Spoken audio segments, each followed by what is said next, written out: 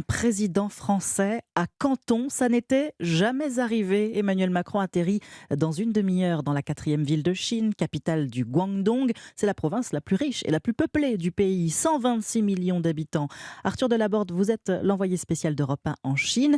Lors de ce déplacement, le chef de l'État doit retrouver son homologue, Xi Jinping, mais avant, il va s'adresser à la jeunesse chinoise. Effectivement, comme il le fait souvent lors de ses voyages à l'étranger, Emmanuel Macron va échanger avec des étudiants. Selon l'Élysée, il s'agira pour lui de répondre de manière très libre aux questions des jeunes Chinois. Le dialogue va se dérouler à l'université Sun Yat-sen, l'une des plus prestigieuses du pays et qui figure d'ailleurs régulièrement en très bonne place dans les classements internationaux. Le président français retrouvera ensuite son homologue chinois Xi Jinping pour un dîner dans cette ville qui lui est chère, puisque son père en fut le gouverneur au début des années 80. Deng Xiaoping était alors à la tête de la Chine durant cette période symbole de réforme et d'ouverture du pays.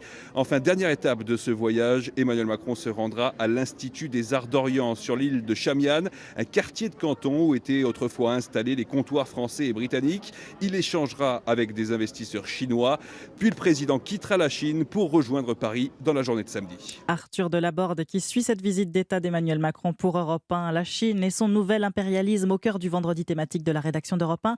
À 7h10, ne manquez pas l'interview de Claude Meyer, conseiller au Centre Asie de l'Institut français des relations internationales. Il sera au micro de Dimitri Pavlenko.